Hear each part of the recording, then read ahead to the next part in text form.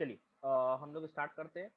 Last class में कल ही हम लोगों ने किया था, कल हम लोगों ने गोल्गी बॉडी के बारे में पढ़ा था कुछ। एक बेसिक हम कह सकते हैं ब्रीफ इंट्रो हमारा गोल्गी बॉडी को लेके हो गया था। कि गोल्गी बॉडी जो है वो एक लोकलाइज्ड ऑर्गेनेल होता है as compare to endoplasmic reticulum. ठीक है। तो हम कह सकते हैं कि गोल्गी बॉडी जो है उसमें भी मैंने बताया था वो भी उन्हीं कंपोनेंट से मिलके बना होता है, जिससे कि क्या होता है भाई, तो जिससे हमारा endoplasmic reticulum that is vesicles हो गए, ट्यूब्यूल्स हो, सिस्टर्नी हो गए। लेकिन यहाँ पे एंडोप्लाज्मिक रेटिकुलम में सब चीज अलग अलग प्रेजेंट था। यहाँ पे क्या है, एक साथ प्रेजेंट होते हैं और यहाँ पे एक कॉम्प्लेक्स का ये सब मिलके फॉर्मेशन करते हैं। तो अगर मैं स्ट्रक्चर की बात करूं तो गोल्गी बॉडी के स्ट्रक्चर को हमें पढ़ना है। तो नेक्स्ट टॉपिक जो हम देंगे वो स्ट्रक्चर देंगे, क्योंकि हम लोगों ने नाम वगैरह तो हम लोगों ने देख लिया था कि क्या क्या सिनोनिम्स गोल्गी बॉडी या गोल्गी कॉम्प्लेक्स, ये सारी चीज़ों के बारे में हमने पढ़ लिया था। तो स्ट्रक्चर की बात करें तो यहाँ पे एक और स्ट्रक्चर्स का फॉर्मेशन होता है। तो टोटल 4 स्ट्रक्चर्स के बारे में हमको पढ़ना है। तो हम कह सकते हैं कि जो गोल्गी कॉम्प्लेक्स होता है वो 4 चीजों से मिलके बना होता है।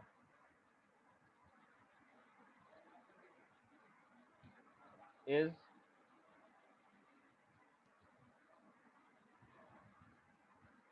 मेड अप ऑफ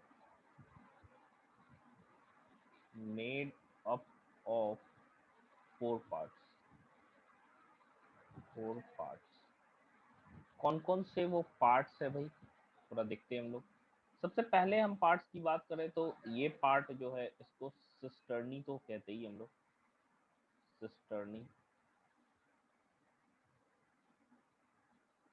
3 पार्ट वही है, यहाँ पे एक पार्ट बढ़ जाता है जिसको गोल्जियन वैक्यूल्स हम लोग कहते हैं। तो ये भी flat disc shape structure present होता है।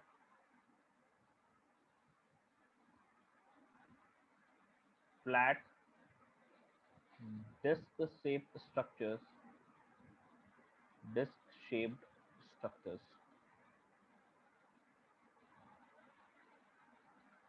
अगर मैं इसके डायमीटर या क्रॉस सेक्शनल एरिया की बात करूं तो लगभग 0.5 से लेके 1 माइक्रोमीटर इसका डायमीटर होता है। तो डायमीटर सिस्टर्नी का भाई 0.5 से लेके डायमीटर 0.5 से लेके 1 माइक्रोमीटर होता है।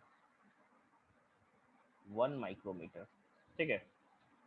अब इस सिस्टर्निंग के अंदर हमको देखने को मिलता है कि कुछ डेंस ओपेक स्ट्रक्चर नजर आते हैं।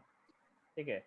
डेंस ओपेक स्ट्रक्चर नजर आते हैं, मतलब अंदर से क्या है उसका अभी तक फंक्शन उतना हम कह सकते हैं नोन नहीं है, और उन स्ट्रक्चर्स को नोड्स कहते हैं। तो सिस्टर्नी के अंदर में हमको डेंस ओपेक स्ट्रक्चर नजर आता है।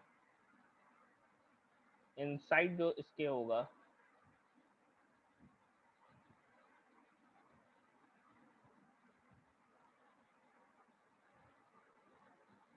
Dense OPEC structures. ओपेक कह रहे क्योंकि उससे लाइट जो है वो पास नहीं हो पाया। तो इन स्ट्रक्चर्स को भाई नोड्स कहते हैं। इनको हम लोग नोड्स के नाम से जानते हैं।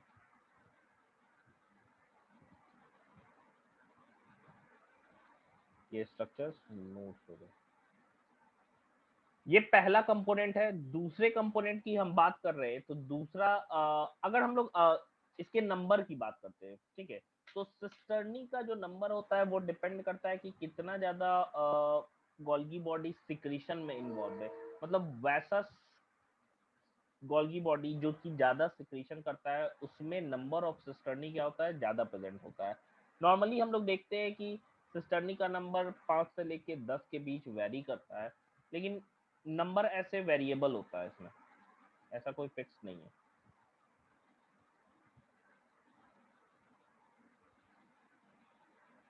मेरा आवाज क्लियर नहीं आ रहा है क्या? ऑडियो वीडियो क्लियर है?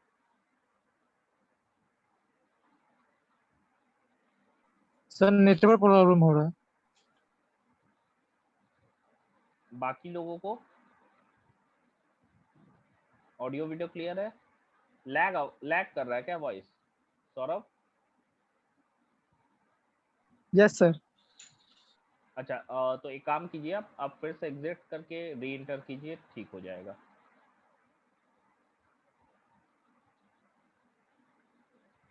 देखिए, तो सिस्टर्नी की हम बात करें तो varied number of cisternae present होता है। Varied number of cisternae. Cisternae में ना दो फेसेस हमको नजर आता है। एक फेस अगर मान लो कि हम नॉर्मली सिस्टर्नी का फिगर ड्रॉ करें तो कुछ ऐसा फिगर हमको देखने को मिलता है।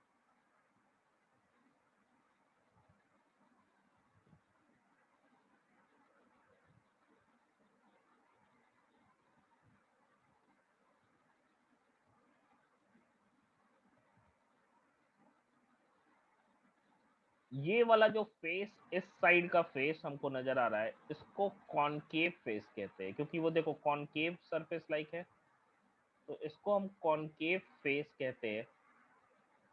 या फिर इसको हम लोग, क्योंकि यहाँ से देखो एक्चुअली इस साइड से ये जो कन्वेक्स फेस है ये न्यूक्लियस के साइड रहता है, ये वाला प्लाज्मा मेम्ब्रेन के साइड होता है। फिगर भी बनाएंगे तो वहां पे भी हम लोग उस चीज को मेंशन करेंगे। ये वाला जो फेस हमको नजर आ रहा है, ये कौन सा फेस है? कॉन्वेक्स फेस है। कॉन्वेक्स फेस पे ही सब्सटेंसेस रिसीव होते हैं ईआर के द्वारा, एंड वो एक तरीके से इसको हम लोग सिस फेस भी कह सकते हैं। इसका बहुत सारा नाम होता है, इसको हम लोग सिस फेस कहते हैं। आपने ऑर्गेनिक में सिस और ट्रांस पढ़ा होगा।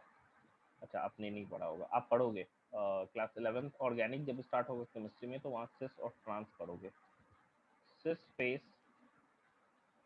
या फिर इसको हम लोग फॉर्मिंग फेस कहते हैं, क्योंकि यहाँ जस्ट यहाँ पे सब्सटेंसेस क्या हो रहे हैं? फ्यूज हो रहे हैं, एंड अभी उनका कोई भी मॉडिफिकेशन नहीं हुआ है। कनकेव फेस क्या होता है? इसको हम लोग ट्रांस फेस कहते हैं, ट्रांस फेस, या फिर इसको मैच्योरिंग फेस भी कह सकते हैं। तो सिंपल है, सिस वाला याद रखिएगा कि वहां पे सब्सटेंसेस अभी फ्यूज किए, मैच्योर होके कहाँ से निकलते हैं? इस कनकेव फेस से। तो दो फेसेस है। इसी में मैंने क्या बताया कि डेंस ओपेक स्ट्रक्चर्स नजर आ रहे हैं। ये स्ट्रक्चर्स नजर आते हैं जो कि डेंस ओपेक स्ट्रक्चर्स है, और इन्हीं स्ट्रक्चर्स को हम क्या कह रहे हैं भाई? नोड्स।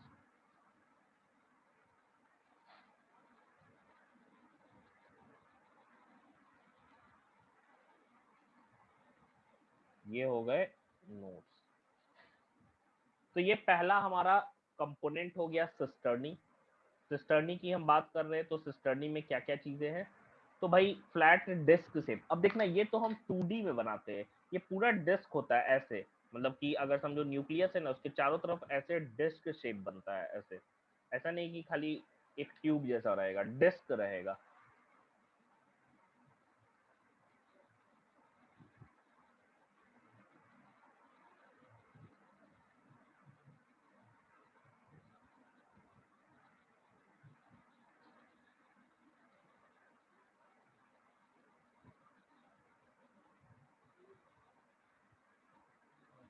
और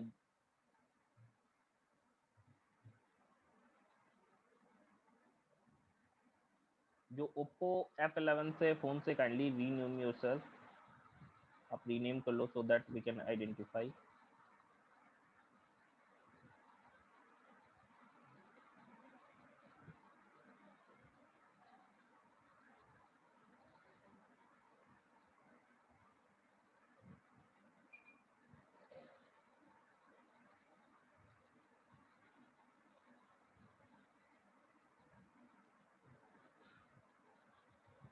हो गया बनाई तो ये पहला हम लोगों का कंपोनेंट है जिसको हम लोग क्या कह रहे हैं? सिस्टर्नी कह रहे हैं।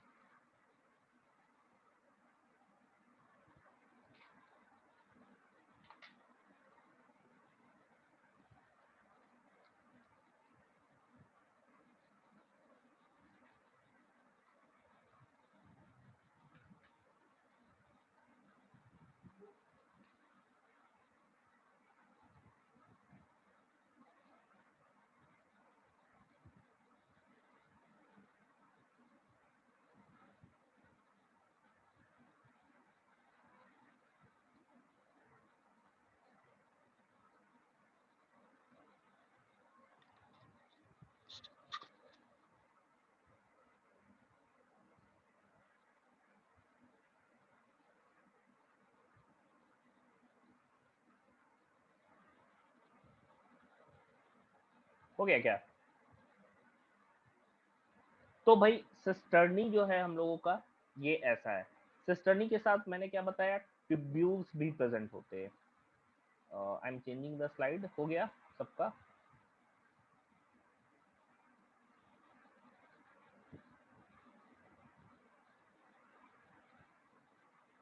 चलिए दूसरा जो है हमारा component, second one is tubules.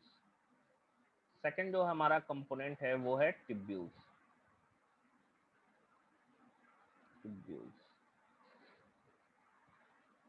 अगर हम ट्यूब्यूल्स की बात करें तो ये सिंपल क्या है, ब्रांच्ड होते हैं, इररेगुलर होते हैं और ट्यूब लाइक स्ट्रक्चर होते हैं। These are branched these are branched and irregular tube like structures, tube like structures associated with associated with cisterning, associated with cisterning। इसी को हम लोग ट्यूब्यूल्स के नाम से जानते हैं।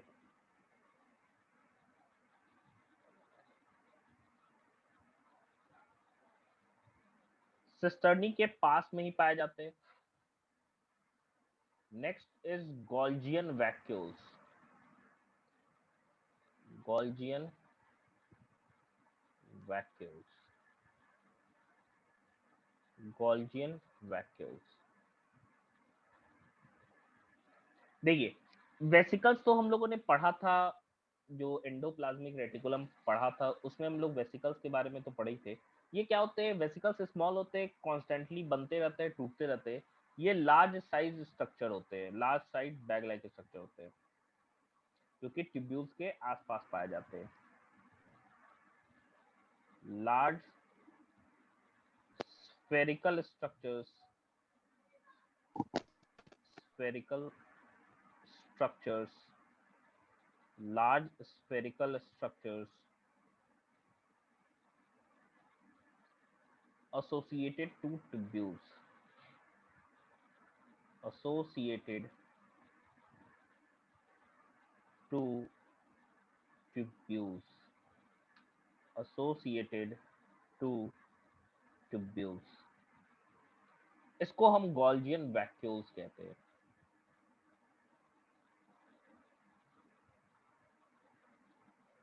Next is vesicles.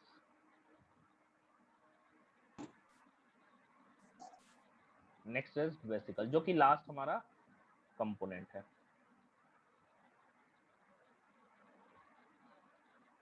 Vesicles,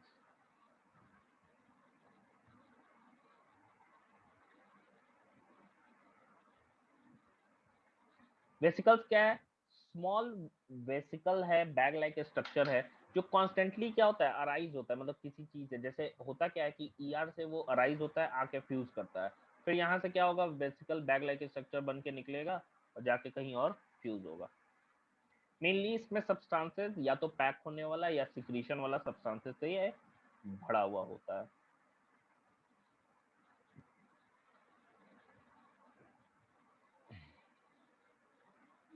Spherical structures arise by budding,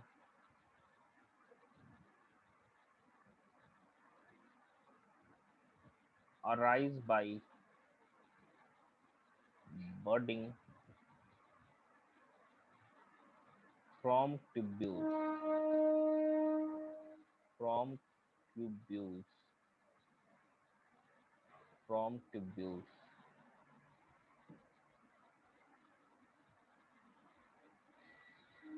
These are filled with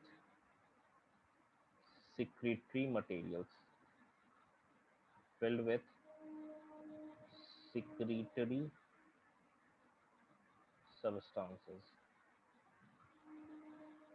secretory substances.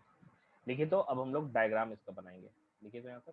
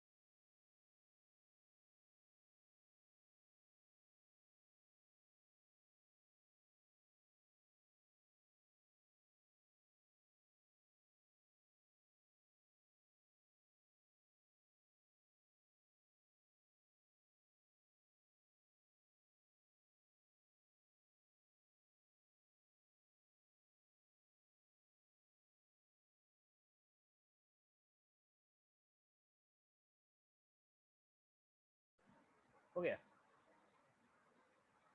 चलिए, अब देखिए इसके डायग्राम की हम बात करें कि डायग्राम सिक्रेटरी सब्सटेंसेस फ्रेश, जो भी सब्सटेंस है जिसको सीक्रेट, मान लो कि दूसरे ऑर्गेनल के पास कोई रिक्वायर्ड सब्सटेंसेस को जाना है या सेल से बाहर जाना है, तो उन सबको सिक्रेटरी सब्सटेंस कहते हैं। मेनली मेन फंक्शन भी हम लोग गोल्गी बॉडी का देखेंगे कि मेन फंक्शन जो होता है वो एक्चुअली सिक्रीशन ही होता है। अब देखो, हम इसके स्ट्रक्चर की बात कर रहे हैं, तो कैसा ही स्ट्रक्चर प्रेजेंट होता है।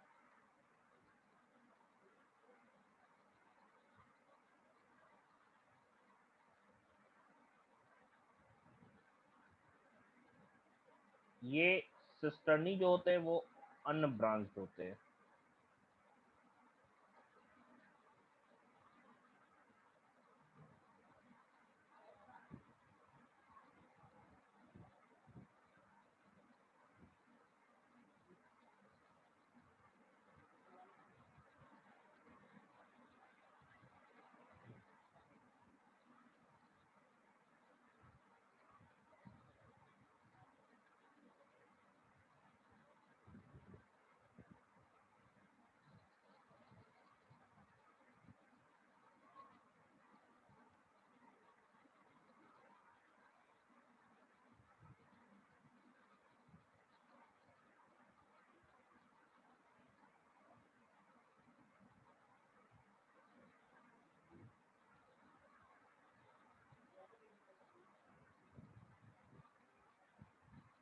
देखो, इसमें क्या है भाई, इसके अंदर तो नोड्स प्रेजेंट होते हैं।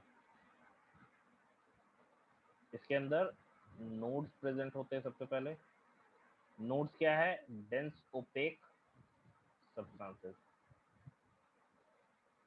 नोड्स का एक्चुअली फंक्शन तो अननोन है, अभी तक कोई फंक्शन हम आइडेंटिफाई नहीं कर पाए हैं कि नोड्स का क्या ही फंक्शन है इसके अंदर, लेकिन ये बस नजर आते हैं। कुछ स्पॉट्स है जहां से लाइट पास नहीं हो पाता है एंड वो स्ट्रक्चर डार्क नजर आते हैं एंड उन्हीं को नोड्स बोला गया। जैसा कि मैंने बताया कि इसके दो फेसेस है। एक क्या हो गया, एक फेस हो गया फॉर्मिंग फेस, या उसी को हम लोग क्या कहते हैं, सिस फेस भी कहते हैं। दूसरा क्या होता है, मैच्योरिंग फेस होता है। तो दो फेसेस है भाई इसके पास। एक जो है वो है सिस फेस, दूसरा वाला जो है वो है ट्रांस फेस।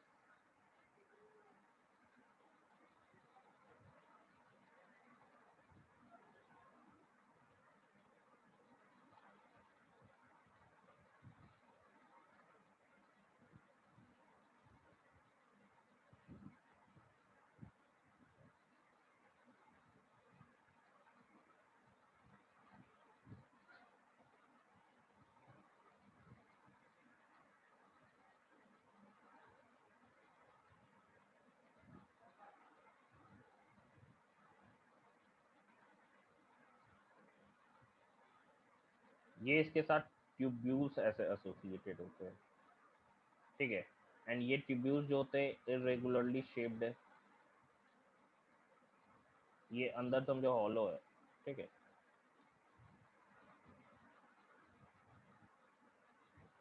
ब्रांच होते हैं, जाहिर सी बात है हम लोगों ने पढ़ा भी था। देखो ईआर और इसमें एक अंतर है कि उसमें सिस्टर्नी और ट्यूब्यूल्स जनरली एसोसिएटेड नहीं होते हैं, लेकिन इनमें क्या है, एक ही साथ एसोसिएटेड होते हैं।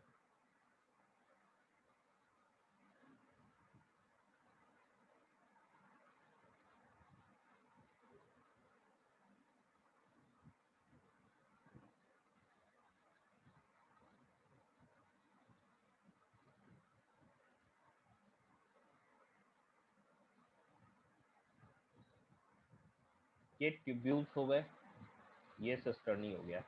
एंड ये क्या हो रहा है ना कि यहाँ पे मटेरियल से जो कि आते हैं फ्यूज करके, मान लो हम बोल रहे हैं ये वाला आपका ईआर था, ठीक है, ये ईआर का सिस्टर्नी था। अब ईआर मैंने क्या बताया कि आके फ्यूज करेगा, एंड जो भी सब्सटेंस ईआर को सिक्रीट करना है, मान लो हम बोल रहे हैं ईआर जो है इसको कुछ सब्सटेंसेस इसके अंदर सिक्रीट करना है, ये इसको भर देगा यहाँ पे, ठीक है। एक्चुअली होता क्या है, इसके मान लो ये इसके एंड है, यहाँ सब्सटेंस डिपॉजिट करते हैं, फिर यहाँ से ये बर्निंग हो जाता है इसका, ये पिंच ऑफ हो जाता है, एक तरीके से क्या होगा, पिंच ऑफ होगा, एक बैग लाइक स्ट्रक्चर के रूप में बन गया। अब ये बैग लाइक स्ट्रक्चर धीरे धीरे मूव करके इस गोल्गी अपरेटस के सिस स्पेस के साथ देखो जाके फ्यूज कर गया, ठीक है। ये वाला हमारा क्या हो गया, बैग लाइक स्ट्रक्चर हो गया। ये बैग लाइक स्ट्रक्चर जो है ये कंटेन कर रहा है किसको, सिक्रेटरी वेसिकल या वैसे सब्सटेंसेस है जिसको मॉडिफाई होना है, ठीक है। इन सब्सटेंसेस को मॉडिफाई होना है, एंड ये सब्सटेंसेस इसके अंदर प्रेजेंट है। एंड ये सब्सटेंसेस वाले बैग क्या होगा, जाके इस सिस स्पेस के साथ जाके देखो फ्यूज कर गया। अब क्या होगा, ये सब्सटेंस पूरा मूव करेगा, ठीक है। ये सब्सटेंस यहाँ फ्यूज किया, फिर मूव किया, केमिकल मॉडिफिकेशन होगा इसके थ्रू, एंड ये पैकेज हो जाएगा इस वेसिकल के रूप में या इस बैग लाइक स्ट्रक्चर्स के रूप में। मान लो इसका मॉडिफिकेशन हो गया,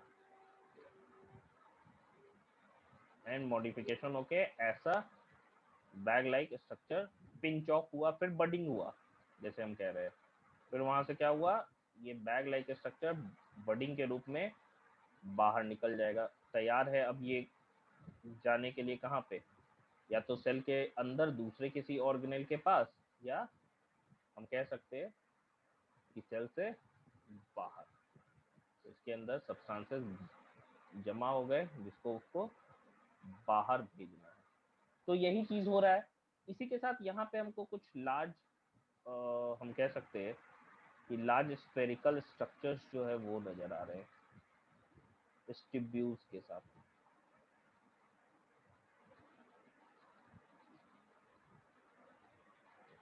और इन्हें ही हम गोल्गियन या गोल्जियन वैक्यूल्स कहते हैं।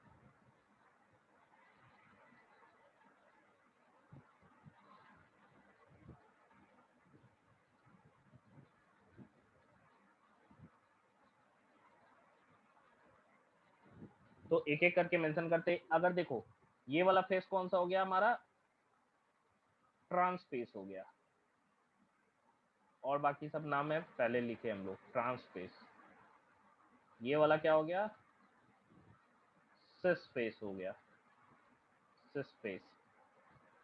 ट्रांस सिस फेस रहता किस साइड है, न्यूक्लियस के साइड, टुवर्ड्स न्यूक्लियस हम लिख सकते हैं, टुवर्ड्स न्यूक्लियस। ट्रांसफेस की बात कर रहे हैं तो ट्रांसफेस कहाँ रहता है, सेल मेम्ब्रेन की तरफ, टुवर्ड्स। सेल मेम्ब्रेन को प्लाज्मा मेम्ब्रेन या पीएम भी कहते हैं, ठीक है। पीएम से प्राइम मिनिस्टर नहीं, यहाँ पे प्लाज्मा मेम्ब्रेन। ये क्या हो गए आपके, सिस्टर्नी हो गए, सिस्टर्नी हो गए। सिस्टर्नी के साथ एसोसिएटेड ये क्या हो गया, ट्यूब्यूल्स हो गया, ट्यूब्यूल्स। ये लार्ज क्या हो गए, गॉल्जियन वैक्यूल्स हो गए, गॉल्जियन वैक्यूल्स। ये क्या हो गया, वेसिकल्स हो गए। मैंने लिखा भी था कि वेसिकल जो होता है वो कॉन्स्टेंटली बनते रहता है, टूटते रहता है। ये आके क्या हो गया, फ्यूज कर रहा है यहाँ पे, ये फ्यूजिंग हो गया। ये यहाँ से क्या हो रहा है, अराइजिंग हो गया, अराइजिंग। एंड ये क्या हो गया, एक मैच्योर वेसिकल हो गया। अब ये तैयार हो चुका है यहाँ पे भी जाने के लिए। एंड इसके अंदर क्या भरा हुआ है, सेक्रेटरी सब्सटेंसेस। ये वाला क्या हो गया, ईआर हो गया। क्योंकि हम लोगों ने पढ़ा भी था कि जो भी सब्सटेंस ये गोल्गी बॉडी पैक करता है वो असल में कौन देता है, ईआर ही प्रोवाइड कर रहा होता है। तो ये हमारा स्ट्रक्चर हो गया गोल्गी ऑपरेटर्स का। नोट डाउन करिए तो।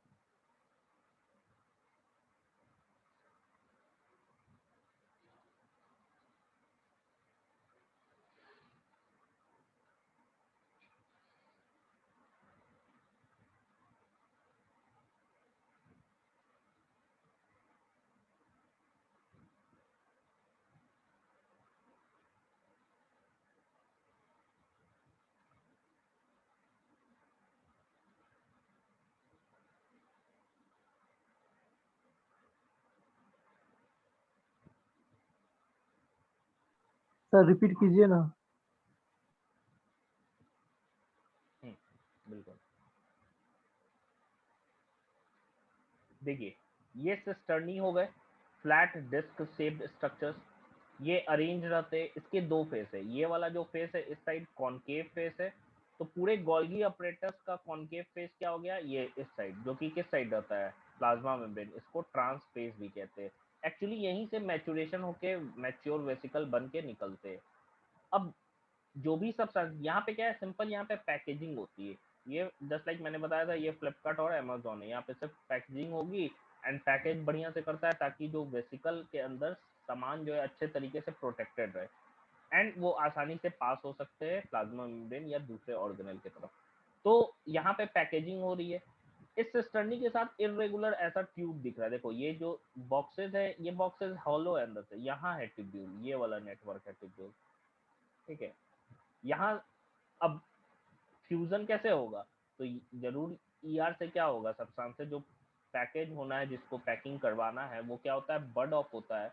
ये क्या करता है, वेसिकल मूव करके कहाँ आ जाता है, इस गोल्जी ऑपरेटर्स के ट्यूब्यूल से फ्यूज करता है। सब्सटेंस यहाँ निकाला, ये क्या हुआ, धीरे धीरे यहाँ से मूव करके मैच्योर भी हुआ, मतलब मॉडिफाई भी किया एंड मॉडिफाई करके फाइनली यहाँ से एक अराइजिंग बर्ड के रूप में, एक मैच्योर वेसिकल के रूप में क्या हो जाता है, निकल जाता है। अब ये दो जगह जा सकता है, या तो सेल के अंदर तो किसी दूसरे ऑर्गेनेल के पास, या तो सेल के बाहर।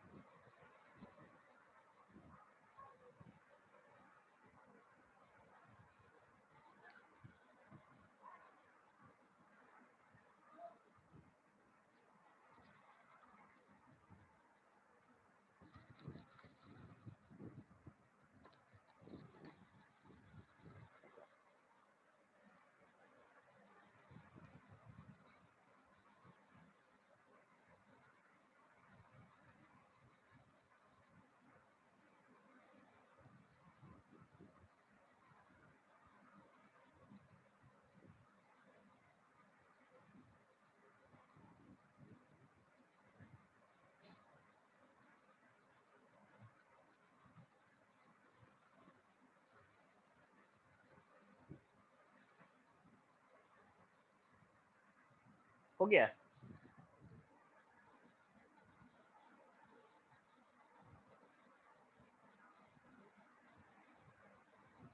रौनक, बिल्कुल ये ट्यूब जैसा ही होता है। ट्यूब्यूल्स हम लोग पढ़े थे, याद करिए, कुछ ऐसा इरेगुलर शेप था। तो ईआर में तो अलग अलग होता है, तो ट्यूब जैसा, ये अंदर भी ट्यूब जैसा है, मतलब बहुत सारे ट्यूब जो है वो फ्यूज हुए हुए हैं ऐसे, समझो। बहुत सारा जो ट्यूब है ऐसे ऐसे फ्यूज हुआ हुआ है, ऐसे फ्यूज हुआ हुआ है, तो इसीलिए कुछ ऐसा दिख रहा है। ये अंदर से ये ट्यूब जैसा ही है।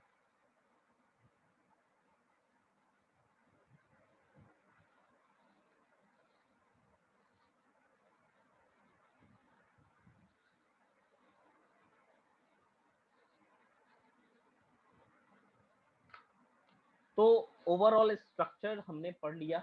अब लास्ट टॉपिक है हमारा गोल्गी ऑपरेटर्स में, जो कि है इसके फंक्शन को हमें देखना है कि क्या क्या ये रोल प्ले करता है। यस बिल्कुल रौनक, network of cube.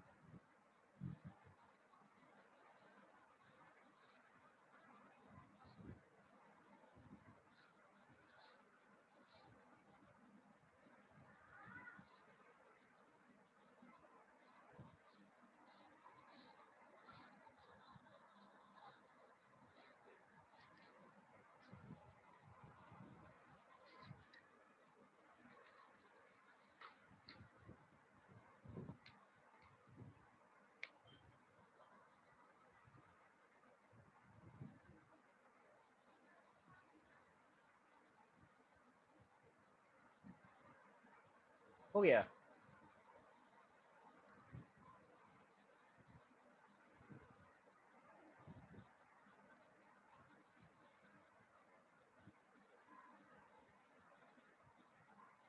Okay, 2 minute दे रहे, जिनका नहीं हुआ जल्दी से बना लीजिए, फिर हम लोग फंक्शन देखते हैं।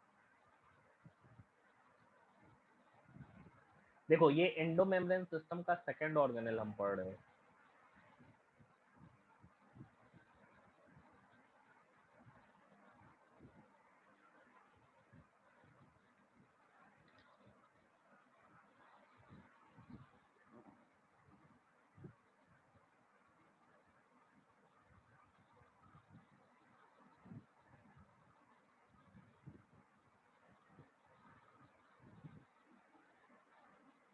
ये एफ है, फ्यूजिंग है। fusing।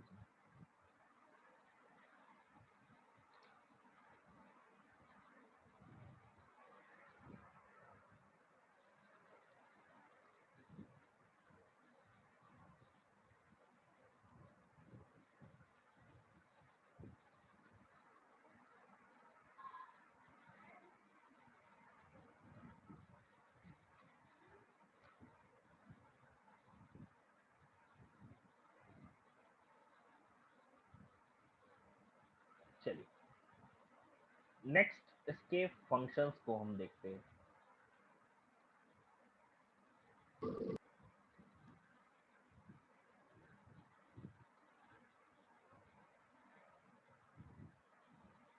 अगर हम फंक्शंस की बात कर रहे हैं तो सबसे पहला जो फंक्शन है वो सेल्फ सिक्रीशन है। सेल्फ सिक्रीशन सबसे पहला फंक्शन है, और एक्चुअली यही मेन फंक्शन भी है। गोल्गी ऑपरेटर्स का मेन जो काम होता है वो सिक्रीशन का ही होता है, तो हम इसका प्राइमरी फंक्शन भी कह सकते हैं। Chief function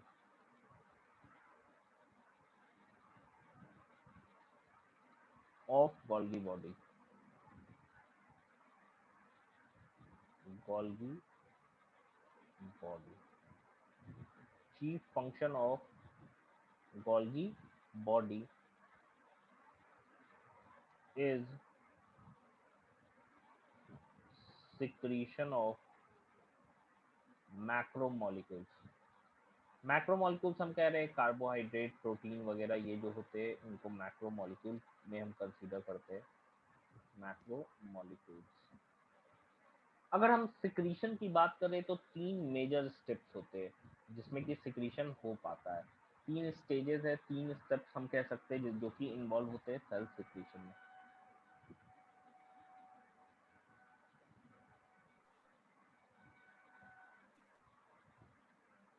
Secretion involves 3 steps, involves 3 steps, 3 steps। क्या भाई, सबसे पहला जो स्टेप होगा उसमें तो यही होगा ना कि जो सब्सटेंसेस सिक्रीट होना रहता है, एक्चुअली उन सब्सटेंसेस का हम कह सकते हैं कि रॉ मटेरियल या फिर वो सब्सटेंसेस जिसको सिक्रीट करना है मॉडिफाई करके, वो तो ईआर ही प्रोड्यूस कर रहा है ना, तो ईआर से क्या होगा, वेसिकल आके फ्यूज होंगे। ठीक है, ये पहला है। तो फर्स्ट स्टेज की हम बात करें तो यहाँ पे गोल्गी बॉडी को क्या मिलेगा, वेसिकल मिलेगा ईआर के द्वारा। Golgi body receives the materials from ER,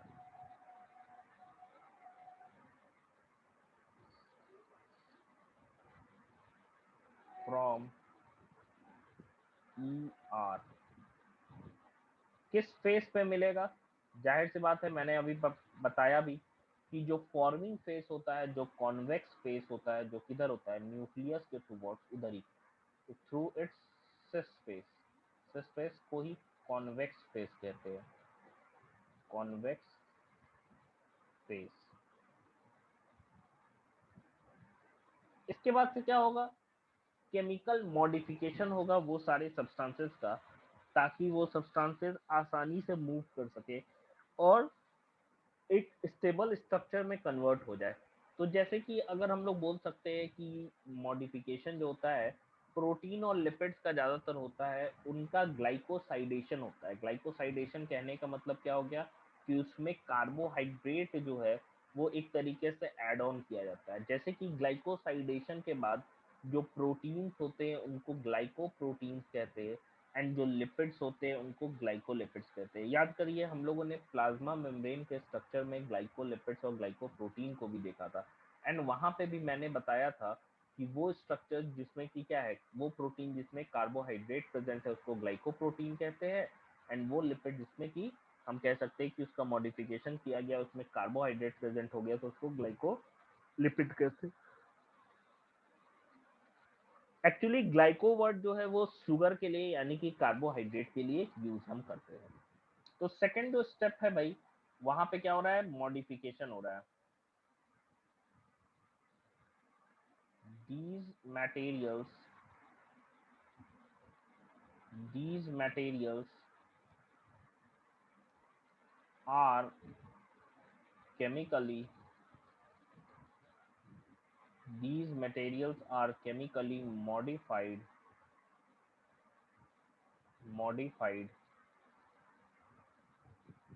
by Golgi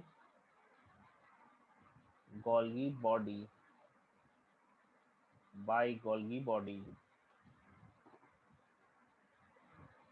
For example,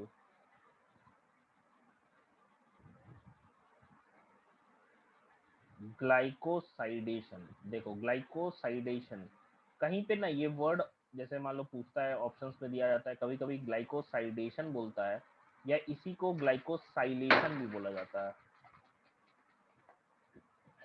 और ग्लाइकोसाइलेशन। इसके ग्लाइकोसाइलेशन के बारे में आपको, ग्लाइकोसाइडेशन के बारे में मेनली केमिस्ट्री में ही आप पढ़िएगा, ऑफ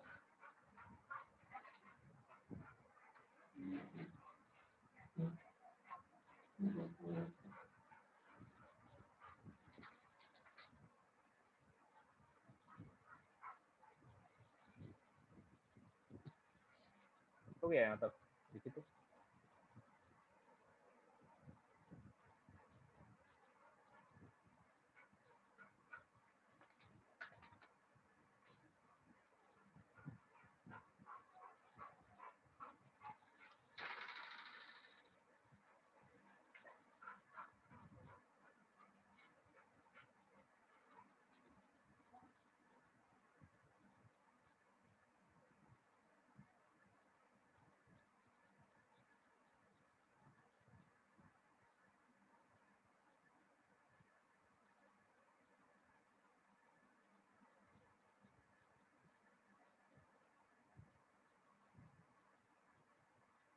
ठीक है, glycosylation and glycosylation of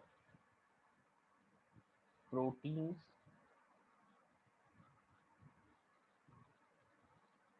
and lipids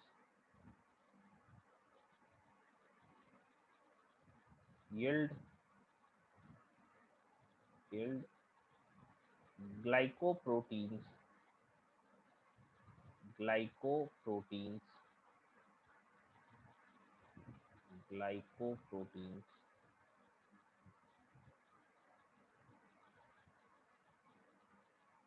and glycolipids respectively.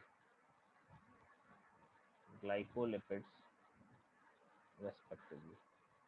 तो भाई यहाँ पे ग्लाइकोलिपिड्स और ग्लाइकोप्रोटीन्स तो बन गया, मतलब कि केमिकल मॉडिफिकेशन हो गया। तो तीसरा स्टेज क्या होगा? जाहिर सी बात है उन सब्सटेंसेस अब तैयार है बन के भाई, उसको पैकिंग करेंगे, अब बेच देंगे या भेज देंगे, हम कह सकते हैं एक तरीके से। तो यहाँ पे क्या है, मॉडिफिकेशन के बाद क्या है, तीसरा स्टेज क्या होगा?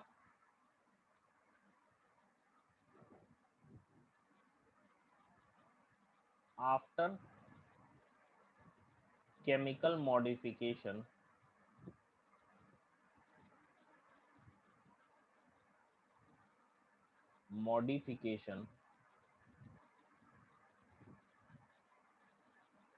materials are packed in vesicles. Materials are packed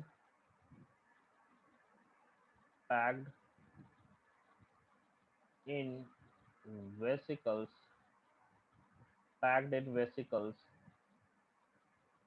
which are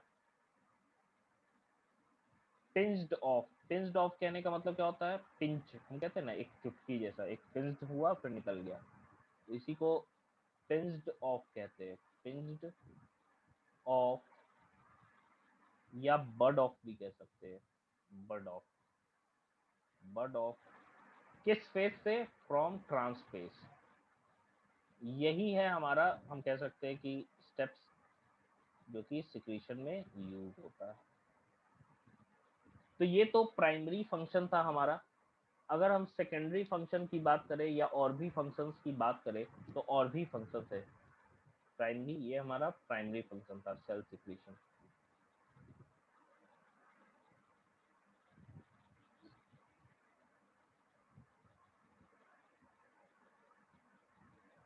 अब देखिए, क्योंकि जितने भी सब्सटेंसेस पैक हो रहे हैं यही पैक कर रहा है, और जो भी सब्सटेंसेस सेल से बाहर होना है उनका पैकिंग होना काफी जरूरत है। अगर पैक नहीं होगा तो सब्सटेंसेस सेल से बाहर नहीं जा पाते हैं। इसीलिए, क्योंकि ये एक तरीके से क्या कर रहा है, मैनेज कर रहा है कि कौन सा सब्सटेंस है, कहाँ भेजना है और उसको पैकिंग करना है या नहीं करना है, ये चीज जो है, ये क्योंकि सोनली हम कह सकते हैं गोल्गी अपरेटस करता है, इसी वजह से इसको हम लोग director of macro molecular traffic भी बोलते हैं। इनसाइड सेल, सेल के अंदर ये भाई डायरेक्टर है, ये ट्रैफिक का डायरेक्टर है, कि भाई डायरेक्ट कर रहा है कि किस सब्सटेंस को पैक करना है, किसको बाहर भेजना है। इसको हम लोग कहते हैं director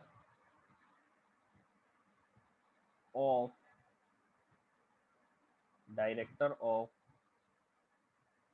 macromolecular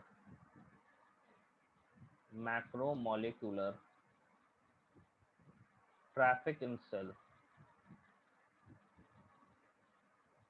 traffic in cell. और इसी को मिडिल मैन ऑफ सेल भी कहते हैं, मिडिल मैन ऑफ सेल।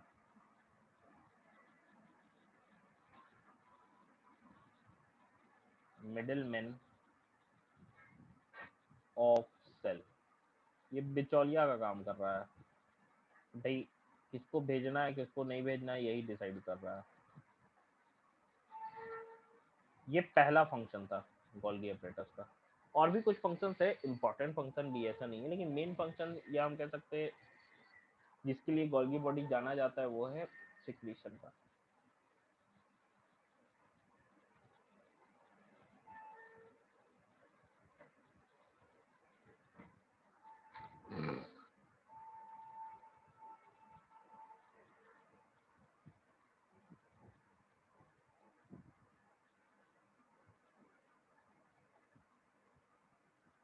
हो गया?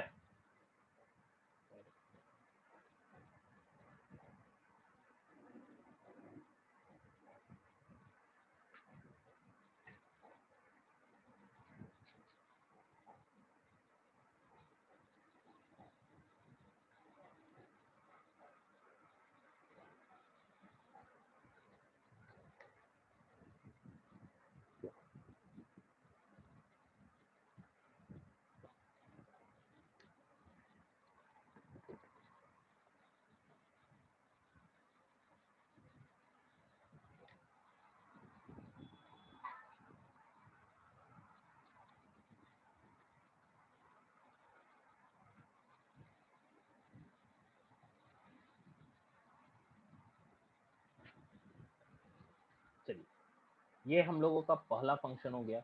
नेक्स्ट फंक्शन की हम बात करें सेकंड, तो सेकंड फंक्शन क्या है? ये तो हम लोगों का पहला फंक्शन हो गया। अगर मैं सेकंड फंक्शन की बात करूं तो सेकंड फंक्शन है सेल वॉल मटेरियल्स का सिंथेसिस। याद करिए जिस समय सेल वॉल मटेरियल में बताए थे तो अलग अलग चीजें थी, जैसे कि सेलुलोज कौन बनाएगा, जैसे कि हम कह सकते हैं पॉलीसेकेराइड्स का फॉर्मेशन कौन करेगा, जैसे और भी प्रोटीन्स कौन बनाएंगे, तो ये सारे कंपोनेंट्स थे। लिपिड नेचर वाले सब्सटेंस जो है वो कौन बनाता है, तो स्पेरोसोम बनाता है, तो ये सारी चीजें थी। तो यहाँ पे जो पॉलीसेकेराइड जो होते हैं उनका सिंथेसिस यही करता है गोल्गी बॉडी। तो सेकंड जो फंक्शन होगा वो है synthesis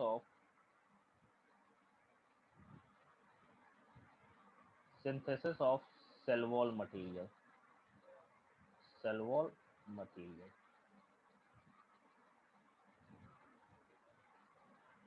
synthesis of cell wall material,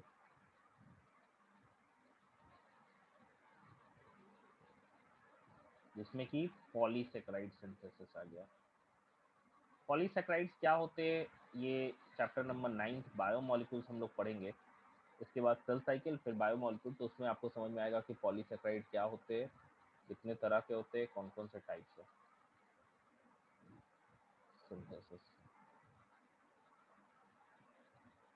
next तीसरा नंबर है, तीसरा या हम फंक्शन कह सकते हैं कि सेल प्लेट का फॉर्मेशन करता है। सेल प्लेट है क्या? हम बोल रहे हैं मान लो ये सेल था, ठीक है, इसको डिवाइड करना है, तो क्या होता है कि दो सेल है, एग्जांपल इसको नोट मत करिएगा, एक एनिमल सेल है हमारा, एक प्लांट सेल है। एनिमल सेल में क्योंकि ऊपर से सेल वॉल नहीं होता है तो ये ऐसे कॉन्स्ट्रिक्ट करता है, बाहर की तरफ से क्या होगा, दबेगा, एंड फाइनली क्या है, ऐसे दो सेल में डिवाइड हो जाएगा।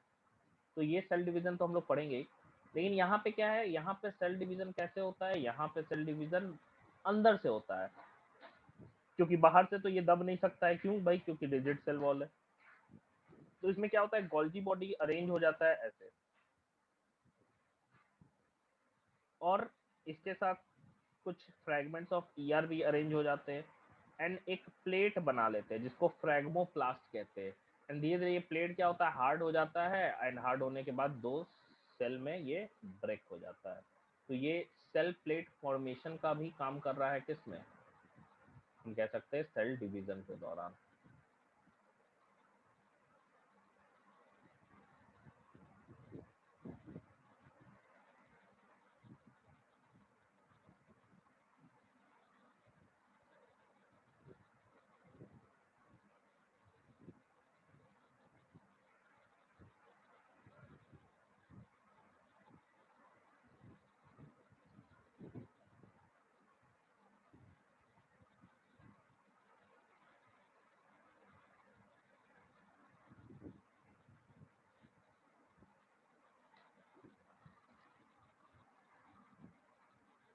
हम कह सकते हैं cell plate formation, cell plate formation,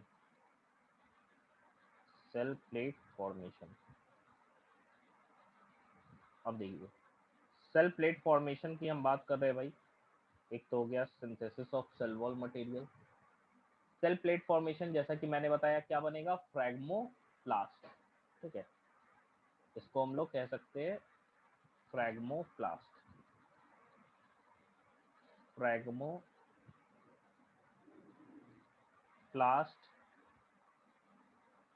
formation, phragmoplast formation during cell division, during cell division, cell division, इसी को हम कहते हैं सेल प्लेट फॉर्मेशन।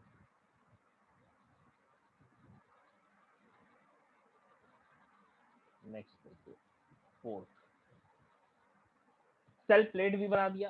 अब देखो स्पर्मेटोजेनेसिस, अगर मान लो हम स्पर्म की बात कर रहे हैं, तो स्पर्म की बात कर रहे हैं, स्पर्म का स्ट्रक्चर कैसा होता है, देखो इन जनरल स्ट्रक्चर होता है, ऊपर हेड होता है, ये नेक होता है, आपने क्लास 10 में पढ़ा होगा ये, एंड ये क्या होता है, ये टेल होता है, ठीक है। एक्चुअली ओवम ना, ओवम के स्ट्रक्चर की हम बात करें तो ये ओवम है, ये ओवम का क्या हो गया, प्लाज्मा मेम्ब्रेन हो गया, ठीक है। ओवम के ऊपर हमको एक लेयर दिखता है, एक हार्ड लेयर जो प्लाज्मा मेम्ब्रेन के ऊपर प्रेजेंट होता है, एंड ये जो लेयर है इसको हम लोग जोना पेलुसिडा कहते हैं।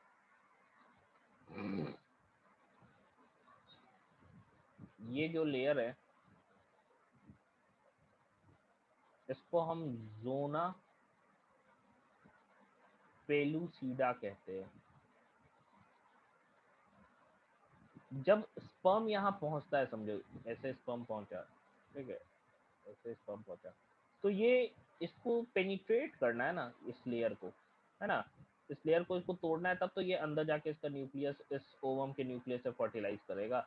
लेकिन ये तोड़ने के लिए क्या चाहिए भाई, डिसॉल्व करने के लिए क्या चाहिए होगा, आप जानते हो, डिसॉल्व करने के लिए चाहिए, कोई भी लिविंग सिस्टम को डिसॉल्व करने के लिए चाहिए हमको एंजाइम।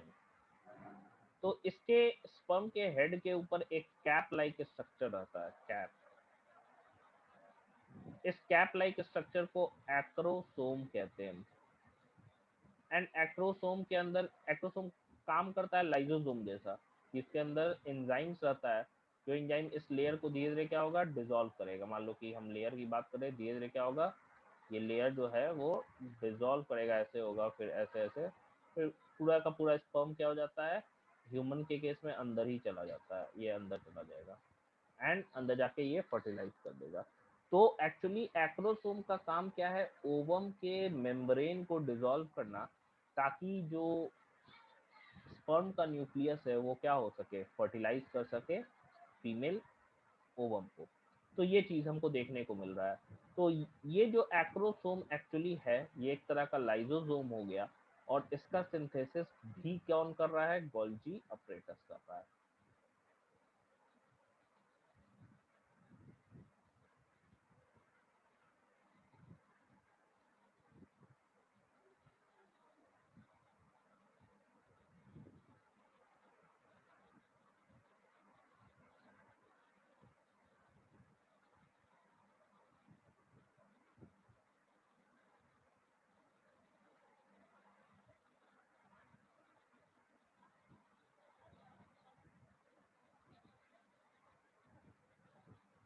तो next is formation of acrosome. Formation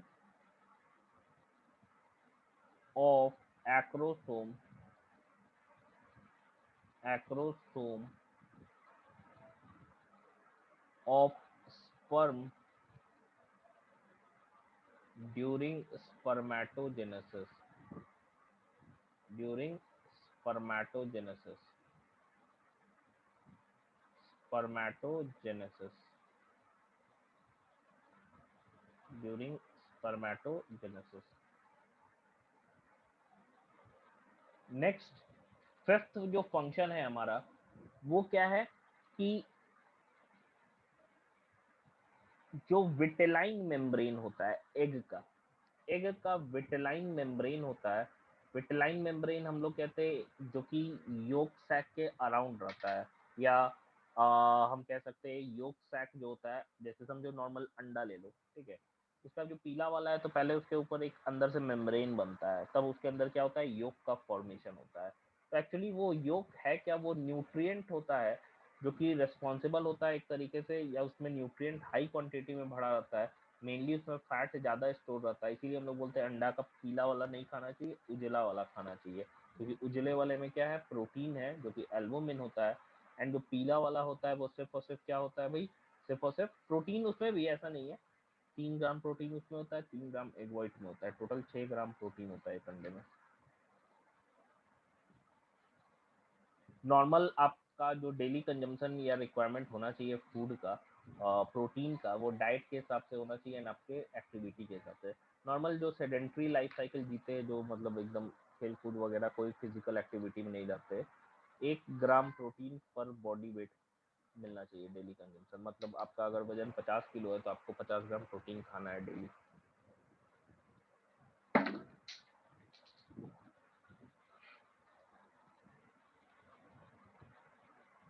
तो ये हमारा नेक्स्ट है फॉर्मेशन ऑफ या vitelline membrane of egg.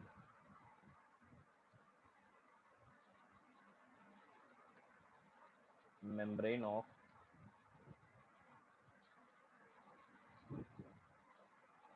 Egg is secreted by Golgi body, is secreted by Golgi body। जाहिर सी बात है गोल्गी बॉडी का मेन काम क्या है, सिक्रीशन ही है, तो सिक्रीशन तरह जितनी तरह का यही मेनली करता है गोल्गी बॉडी।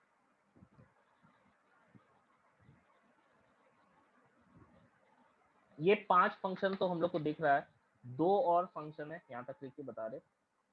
2 और फंक्शन में एक फंक्शन तो ये हो गया कि क्योंकि ये गोल्गी बॉडी का काम क्या है, सिक्रीशन, तो जितने भी ग्लैंड्स है, ग्लैंड्स के सेल्स होंगे, जैसे मान लो गैस्ट्रिक ग्लैंड हो गया, जैसे हम कह रहे हैं कि एड्रीनल ग्लैंड हो गया, तो उसमें सिक्रीशन सेल से कौन कर रहा होगा, कहाँ से हो रहा होगा, गोल्गी बॉडी से हो रहा होगा। तो जो भी हार्मोन्स है उनका भी सिक्रीशन गोल्गी बॉडी ही करता है। साथ ही साथ हम लोग देखते हैं कि लाइसोसोम्स के भी फॉर्मेशन में यही Golgi body important role play करता है।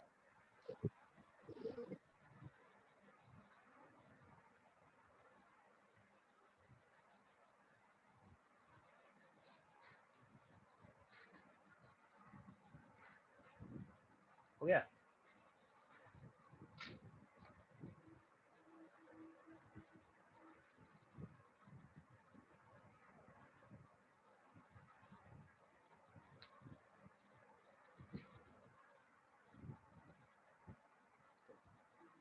नेक्स्ट देखो, फिफ्थ के बाद सिक्स्थ नंबर जो है वो क्या है, formation of lysosomes.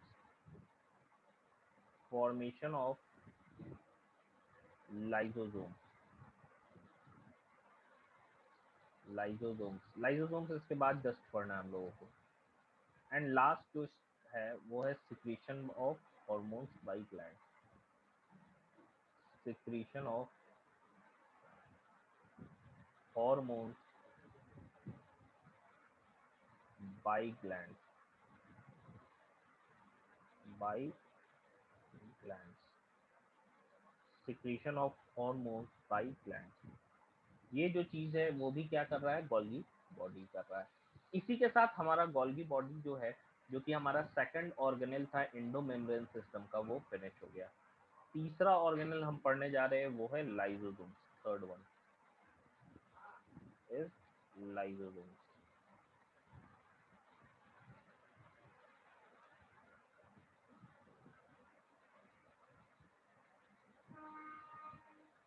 Lysosome, lysosome,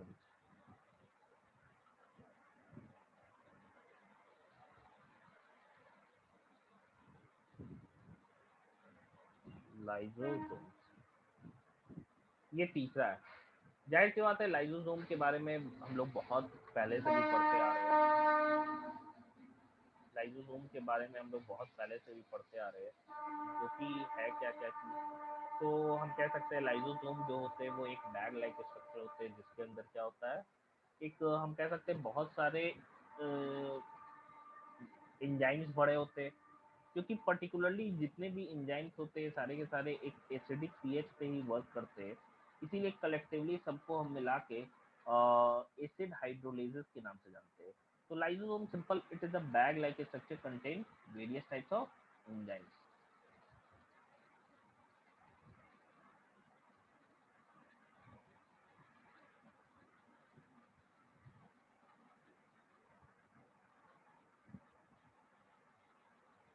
देखो, हम कह रहे हैं सिंपली कि ये क्या है, एक बैग लाइक स्ट्रक्चर है।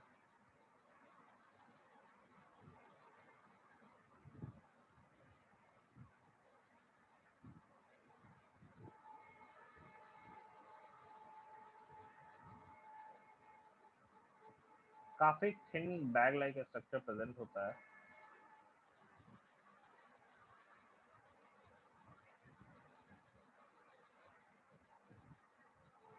एंड अगर मैं इसके थिकनेस की बात करूँ तो काफी थिन होता है, 0.05 माइक्रोमीटर से लेके 0.5 माइक्रोमीटर तक इसका थिकनेस होता है। ठीक है,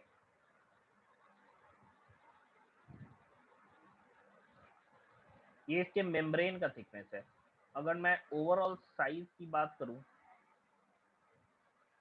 ओवरऑल साइज, तो ये भी वेरी करता है। ये 0.1 से लेके 0.8 माइक्रोन तक होता है साइज इसका। इसमें लगभग 50 different type of enzymes present होते हैं, different type of enzymes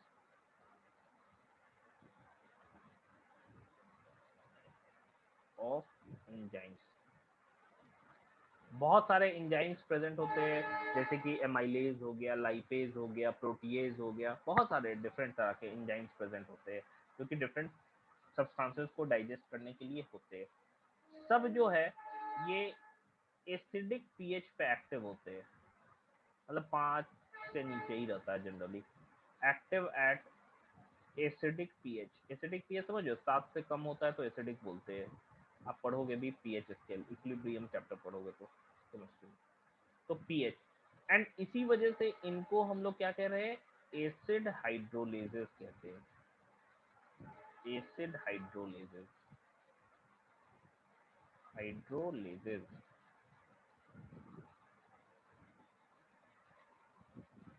acid hydrolases,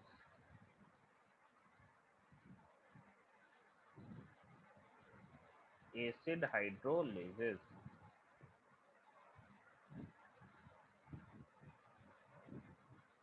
acid hydrolases,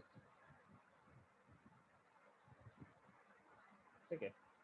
अब देखो यहाँ पे लाइजोसोम्स की हम बात कर रहे हैं।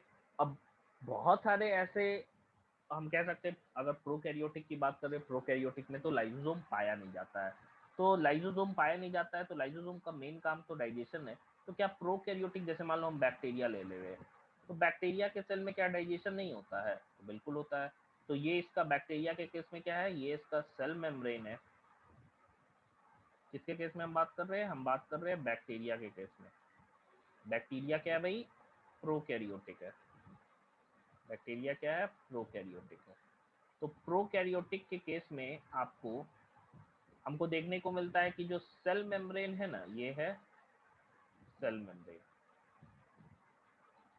Cell membrane.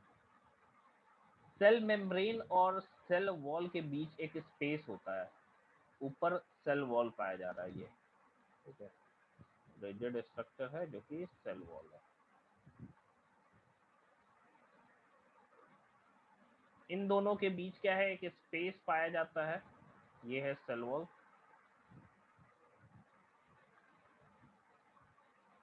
एंड इसके बीच एक स्पेस होता है, इस स्पेस को हम लोग पेरीप्लाज्मिक स्पेस के नाम से जानते हैं, ठीक है, पेरीप्लाज्मिक स्पेस के नाम से जानते हैं।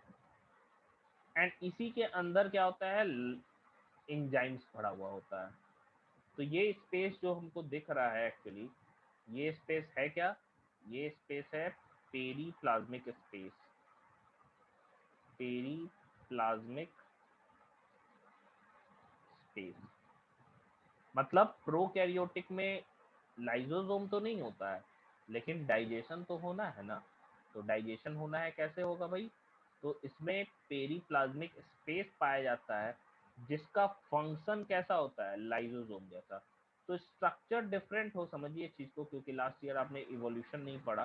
तो 2 टर्म थे उसमें, एक को होमोलोगस कहते हैं, दूसरे को एनालोगस कहते हैं। होमोलोगस कहते हैं कि अगर सेम स्ट्रक्चर है लेकिन अलग अलग फंक्शन कर रहा है, तो उसको होमोलोगस कहते हैं। एनालोगस किसको कहते हैं? स्ट्रक्चर अलग अलग है लेकिन फंक्शन जो है वो एक ही कर रहा है। तो यहाँ पे क्या है, पेरीप्लाज्मिक स्पेस क्या है, स्ट्रक्चर अलग है, एक तो स्पेस के रूप में है, दूसरा क्या है, वेसिकल के रूप में है। तो पेरीप्लाज्मिक स्पेस और वेसिकल यानी कि लाइजोसोम अलग अलग स्ट्रक्चर है लेकिन फंक्शन एक ही है। तो ये पेरीप्लाज्मिक स्पेस हम कह सकते हैं कि ये एनालोगस है, एनालोगस टू लाइजोसोम्स। लाइजोसोम्स के लिए क्या है, एनालोगस स्ट्रक्चर है, मतलब फंक्शन क्या है, सेम कर रहा है।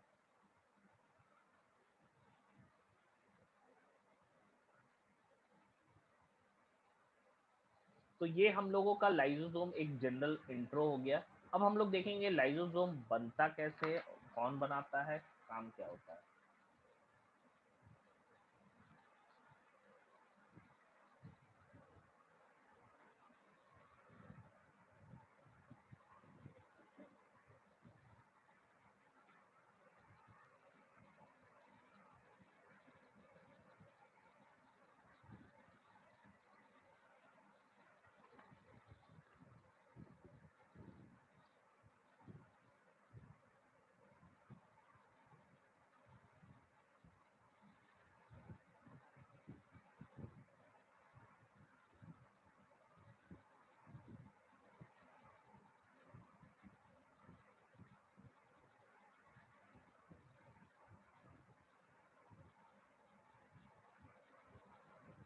हो गया क्या?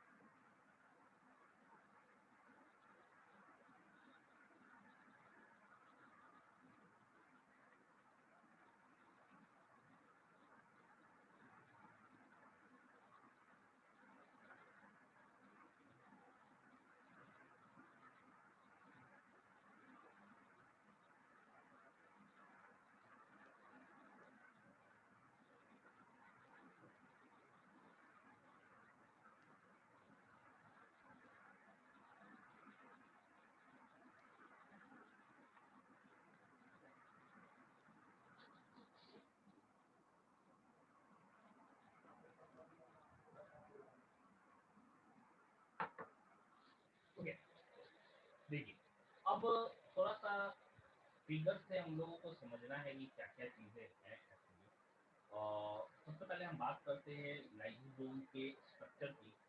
और लाइसोसोम के स्ट्रक्चर की हम बात कर रहे हैं, लाइसोसोम के स्ट्रक्चर की हम बात कर रहे हैं, तो क्या क्या चीजें नजर आएंगी यहाँ पे। सबसे पहले चार डिफरेंट तरह का लाइसोसोम होता है। कौन कौन सा होता है देखते हैं। सबसे पहले समझो कि जो लाइसोसोम इमीडिएट बनता है, एंड लाइसोसोम मिल के बनाने का काम सीखता है गोल्गी बॉडी और ईआर। जैसे कि हम लोगों ने देखा भी कि ईआर जो है वो गोल्गी बॉडी को पैक कर रहा है वेसिकल के रूप में। लेकिन वो पैकिंग के लिए जो इंजाइम्स चाहिए वो कौन बना के दे रहा है, वो ईआर से आ रहा है। याद करिए हम लोगों ने देखा था कि जो रॉ मटेरियल है वो ईआर से देखता है, गोल्गी बॉडी सिर्फ उसको पैक करता है। तो ये गोल्गी बॉडी का फंक्शन थी, फॉर्मेशन ऑफ लाइसोसोम। तो लाइसोसोम का जो कोऑर्डिनेशन है वो कंबाइंड इफेक्ट है किस चीज का, हम कह सकते हैं गोल्गी बॉडी और ईआर का। ये मान लो हम कह रहे हैं ये हमारा प्लाज्मा मेम्ब्रेन।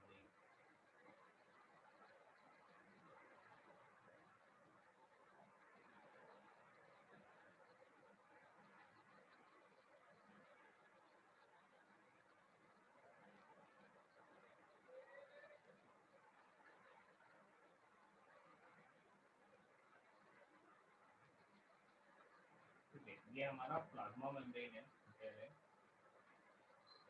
अब देखो ये है प्लाज्मा मेम्ब्रेन, ये है प्लाज्मा मेम्ब्रेन।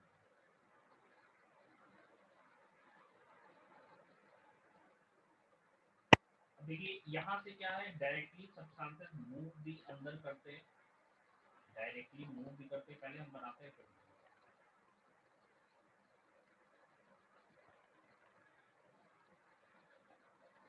और मेरी आवाज कम आ रही है? अब देखिए तो ठीक है।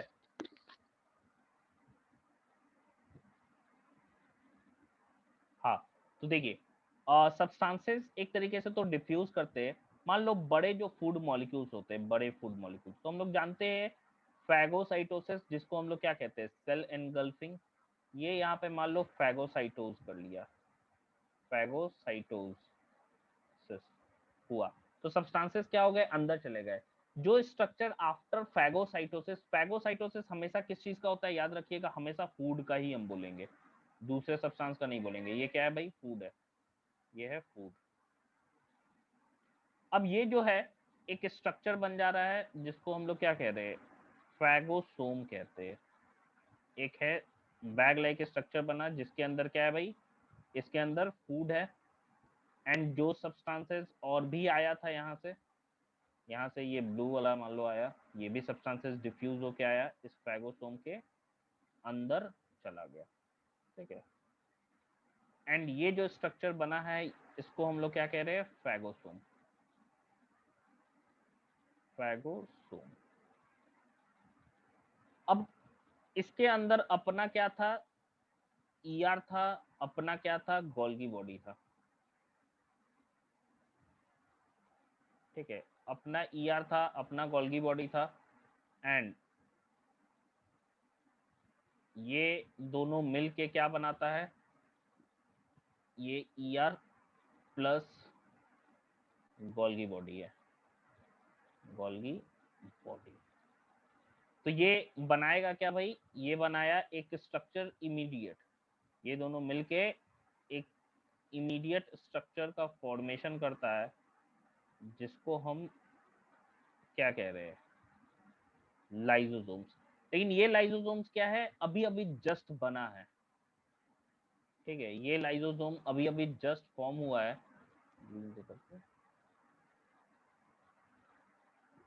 क्योंकि ये अभी अभी जस्ट फॉर्म हुआ है, तो इस वजह से इसको हम लोग क्या कहते हैं, प्राइमरी लाइसोसोम्स। इसके अंदर क्या है, डाइजेस्टिव एंजाइम्स प्रेजेंट हैं। तो ये जो स्ट्रक्चर बना है, ये क्या है भाई, प्राइमरी लाइसोसोम है, ये है प्राइमरी लाइसोसोम, ये है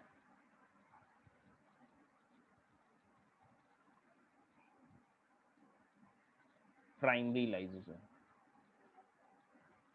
प्राइमरी लाइसोसोम। अब ये प्राइमरी लाइसोसोम करेगा क्या, दो चीजें करेगा भाई।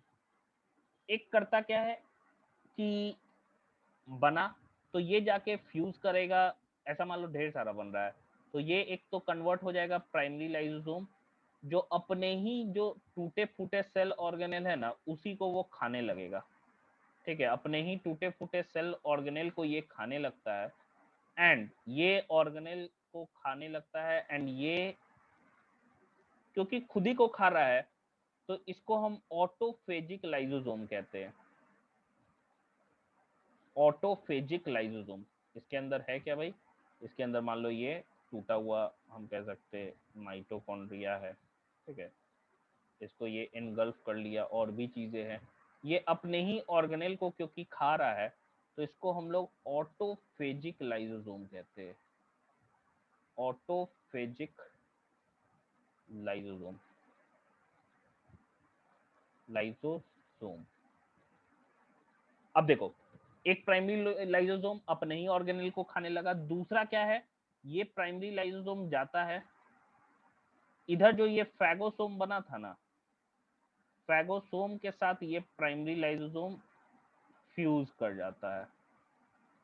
ठीक है, फैगोसोम के साथ ये प्राइमरी लाइसोसोम जो बना है वो फ्यूज कर गया, एक तरीके से फ्यूज कर गया।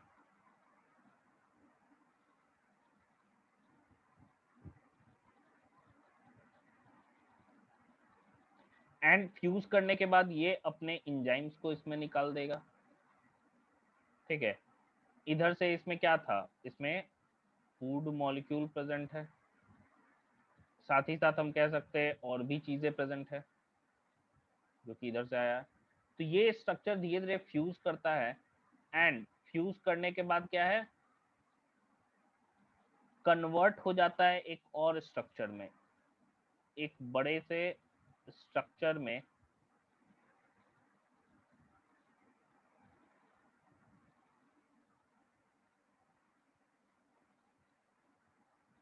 जिसको हम क्या कह रहे हैं भाई,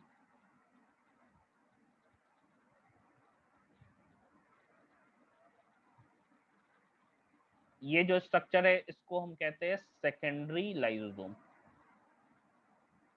सेकेंडरी लाइसोसोम, लाइसोसोम। अब यहाँ पे क्या होगा, डाइजेशन हो जाएगा एंड फिर क्या हो जाएगा, एब्जॉर्प्शन हो जाएगा। सारे सब्सटेंसेस क्या हो गए भाई, सारे जो सब्सटेंसेस प्रेजेंट है वो अब इसके अंदर डाइजेस्ट हो गए हैं एंड डाइजेस्ट होने के बाद हम कह सकते हैं कि जो भी सब्सटेंसेस एब्जॉर्ब होना था वो एब्जॉर्ब होने लगेगा। अब एब्जॉर्ब होने लगेगा तो जो सब्सटेंस एब्जॉर्ब हो जाता है तो अब उसके अंदर फूड तो नहीं बचा, वो सून ट्रांसफॉर्म हो जाता है एक और स्ट्रक्चर में जिसको हम टर्शियरी लाइसोसोम कहते हैं। ये स्ट्रक्चर है tertiary lysosome, tertiary lysosome, lysosome.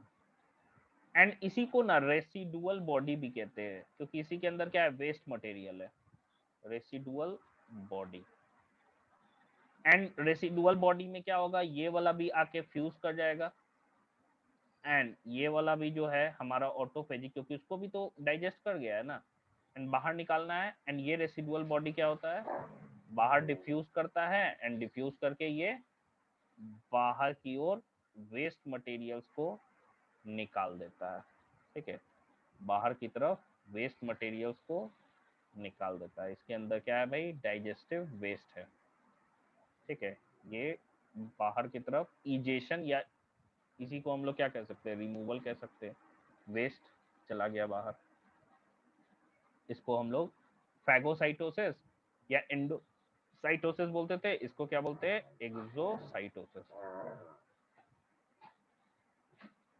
ठीक है, तो कितने हमारे पास आए लाइसोसोम के स्ट्रक्चर्स, देखिए यहाँ पे ये वाला क्या हो गया भाई, प्राइमरी लाइसोसोम है ना। ये वाला क्या हो गया, फ्यूजन के बाद फैगोसोम के साथ सेकेंडरी लाइसोसोम। ये क्या है भाई, टर्शियरी लाइसोसोम, जिसको हम लोग क्या कह रहे हैं, रेसिडुअल बॉडी भी कह सकते हैं क्योंकि इसके अंदर वेस्ट रहता है। एंड एक और कैटेगरी है जिसको ऑटोफेजिक लाइसोसोम कहते हैं, जो कि अपने ही सेल ऑर्गेनल को डाइजेस्ट करता है। ये हमारा इंटायर लाइसोसोम का हो गया स्ट्रक्चर। एक एक करके लिखेंगे लेकिन उसको हम लोग लिखेंगे अगले क्लास में। ठीक है, ये फिगर हमको सबको सबको समझ में आ गया कि किसी को कोई डाउट है।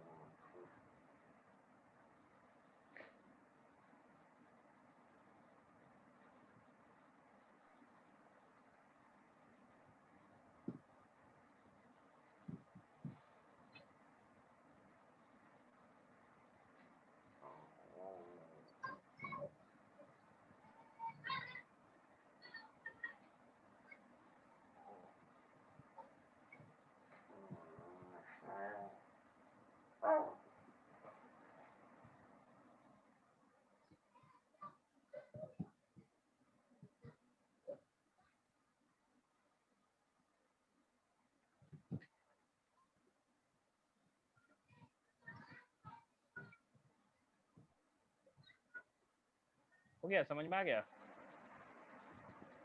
सबको, अनन्या, अंशु, कोमल, क्रेश, महाराज, निशिता, रौनक, सौरभ और श्रेयांश।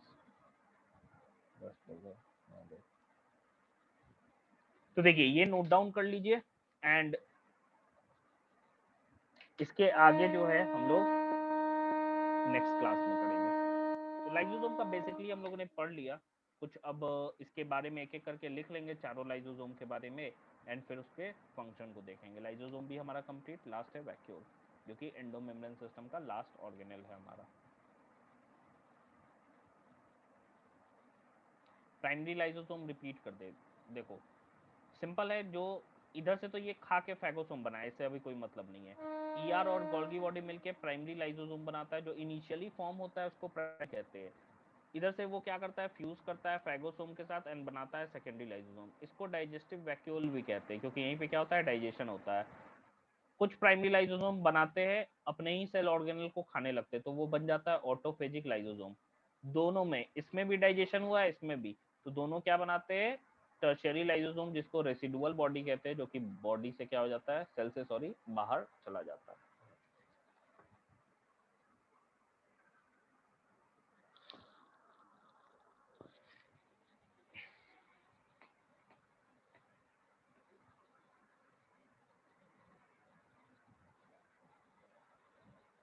हो गया? चलिए नोट्स और वीडियो जो है वो अपलोड हो जाएगा, जो छूटा होगा देख लीजिएगा।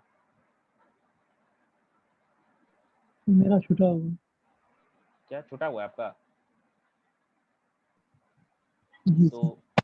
तो ग्रुप के डिस्क्रिप्शन पे आपको होगा नोट्स का कॉलम, उसमें अपलोड अभी कर दे रहे हैं, आप देख लीजिएगा। ठीक है।